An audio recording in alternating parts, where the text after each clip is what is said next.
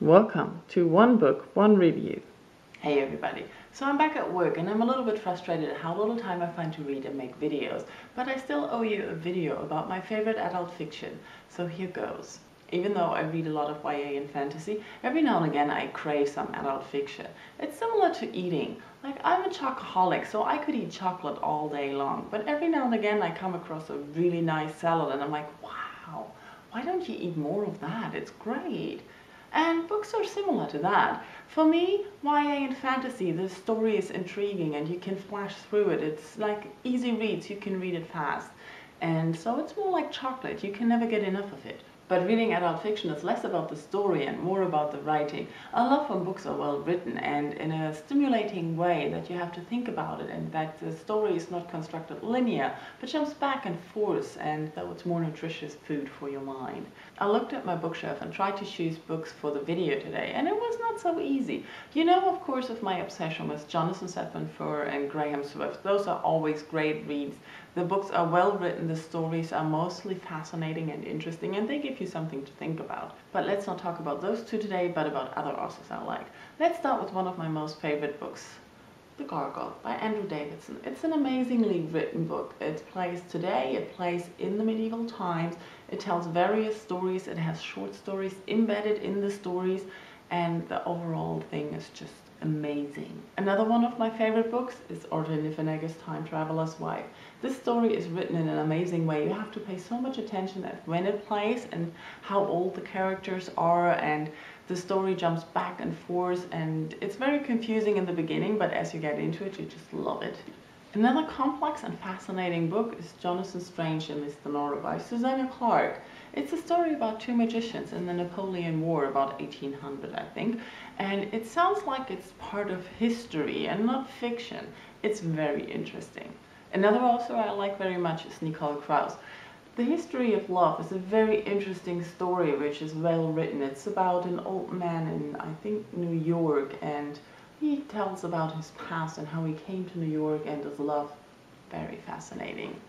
And Great House is very confusing because it feels like some stories together, but the writing is just so amazing that you just can't stop reading. I know this is a classic, but Catch-22, when I read that, I was just flashed. I was intrigued by the story, I was intrigued by the writing, I just loved everything about it and I couldn't stop reading, even though it's so big.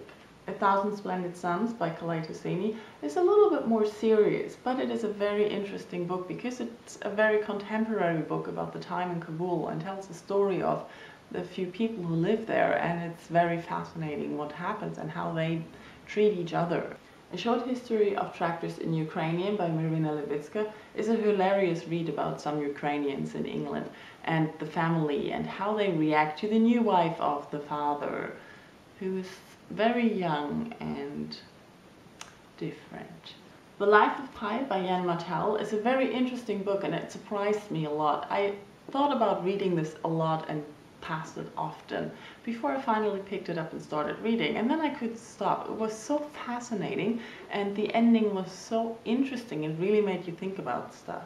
Another surprise read for me this year was Twilight by William Gay. Don't worry, it's not about vampires, it's adult fiction and it's really interestingly written, and the story was fascinating as well. I read it this year, so there's a full review up. Click the book, I hope I have a link to the review. Tinkers by Paul Harding. I have to admit I only picked it up for the cover and because it's a Pulitzer Prize winner for fiction. And I've never had a Pulitzer Prize winner, though I thought it's about time. And I was amazed by the writing. The story is secondary, but the writing is really amazing and it just keeps you going and going.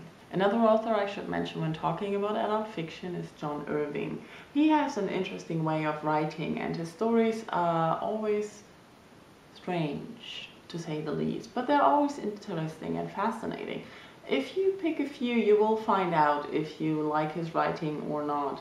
I would recommend The World According to God. The last book I want to mention is Marisha Pessel's Special Topics in Calamity Physics. It has a strange title, but it is explained where the title comes from in the book, and I'm not exactly sure if it is adult fiction. From the style of writing, I would say definitely. It's full of references, it's complex.